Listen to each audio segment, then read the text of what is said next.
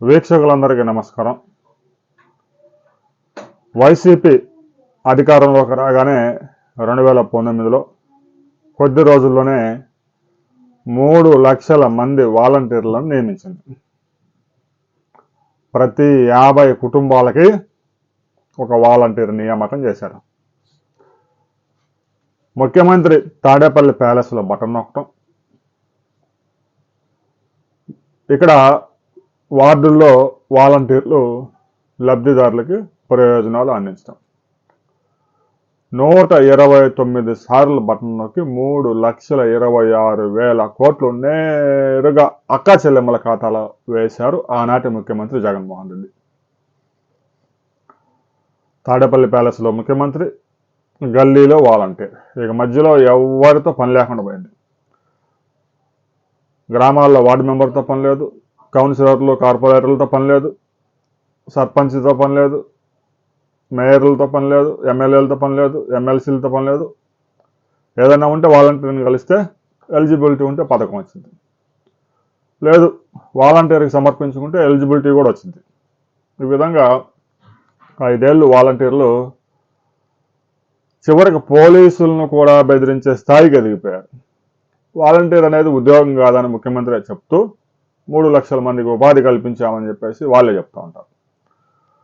99% మన పార్టీ వాళ్ళే అనే విషయాన్ని కూడా అప్పట్లో ఏటు విజయసాయిరెడ్డి మీటింగుల్లోనే చెప్పేశాడు. వైసీపీ అధికారంలోకి రాగానే 2019లో బటన్ నొక్కే కార్యక్రమానికి శ్రీకారం చుట్టారు. ఇక నవరంధ్రాలు ఆధారంగా నవరత్నాలు అనే పథకాన్ని రూపొందించుకున్నారు. ప్రతి నెల 3 సార్లు బటన్ నొక్కటం కామన్ అయిపోయింది. ప్రభుత్వం ఏ పథకాన్ని అమలు చేయాలన్నా కూడా బటన్ నొక్కటం. ఈ బటన్ నొక్కే కార్యక్రమంలో రాష్ట్ర ప్రభుత్వానికి ఉన్న 2,69,000 కోట్ల అప్పుని 11,76,000 కోట్లు 2024 అధికారం కోల్పోయే నాటికి చేశారు. కొత్తగా ఎంత అప్పు చేశారు? దాదాపు 8.5 లక్షల కోట్ల రూపాయలు కొత్తగా అప్పు చేశారు 5 సంవత్సరాల్లో.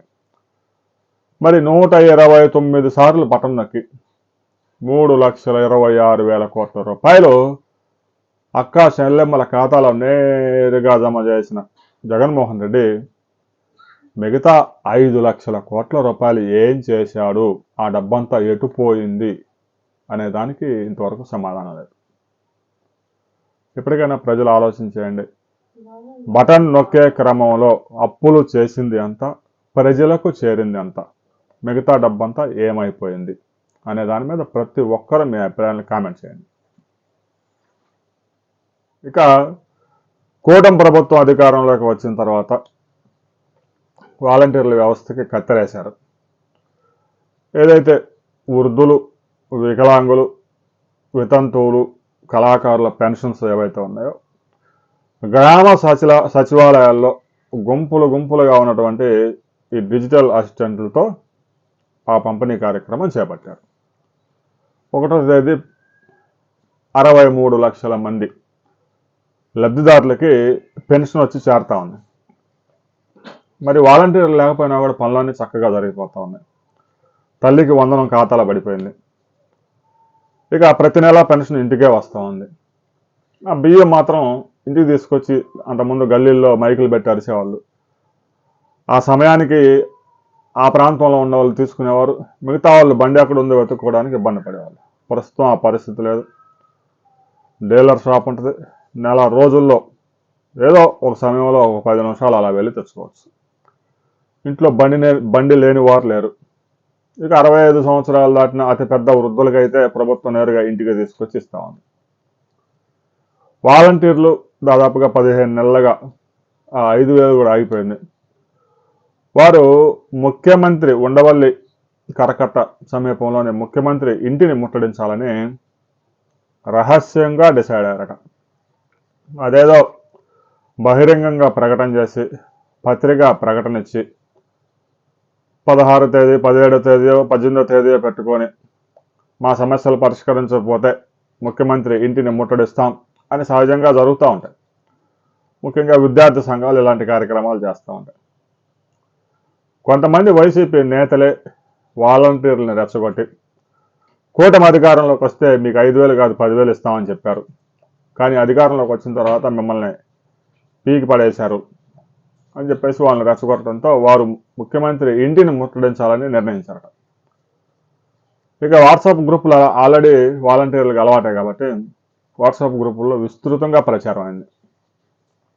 నిఘా వర్గాలు పనిచేస్తూ ఉన్నాయి కదా రాష్ట్రంలో.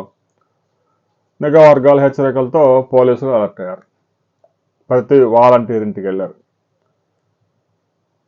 నిన్న ప్రతి వాలంటీర్ ఇంటికి వెళ్ళి ఇంట్లో ఉన్నాడా లేదా చూసుకొని వారు ఫోటోలు తీసుకొని సీఎం ఇంటి ముట్టడికి వెళ్తున్నారా లేదా అనే సమాచారాన్ని తీసుకొని ఇక్కడి నుంచి గనక ఇంటి దగ్గర నుంచి గనక కదిలి వేరే ప్రాంతానికి గనక మూవ్ అయితే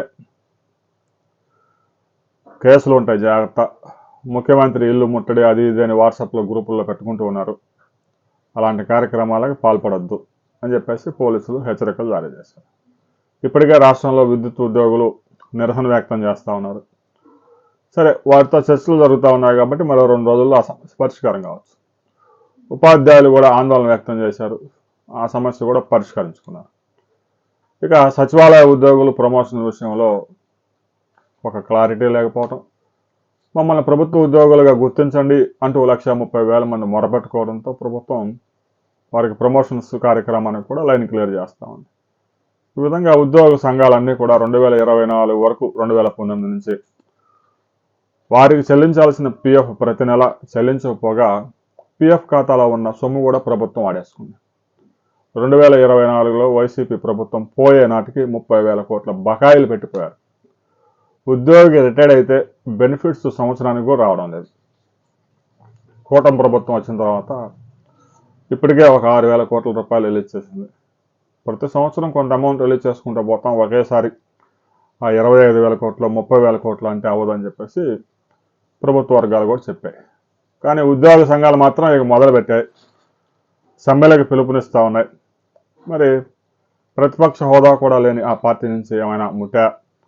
గతంలో 2019 నుంచి 2024 దాకా ఉద్యోగుల రావాల్సిన బెనిఫిట్స్ ఏమీ రాకపోయినా కూడా నోరు మూసుకుని కూర్చొని 2024లో కూటమి ప్రభుత్వం అధికారంలోకి రాగానే డిఏ కోసం కూడా ధర్నా చేయాలా అంటాడు ఒక పెద్ద మనిషి.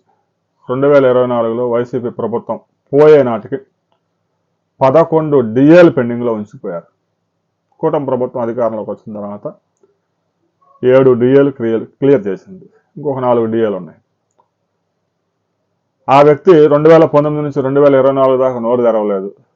చక్కగా వైసీపీ ప్రభుత్వంతో మెలాఖత్ అయిపోయారు. ఉద్యోగులందరినీ తాగట్ట పెట్టారు. కూటమి ప్రభుత్వం అధికారంలోకి వచ్చిన తర్వాత నోరు లెగుస్తూ ఉంది. 2019 నుంచి 2024 దాకా బకాయిలు రాకపోతే ఏం చేశారు? 1వ తేదీ జీతం రాకపోతేనే మాట్లాడిన వాళ్ళు లేడు.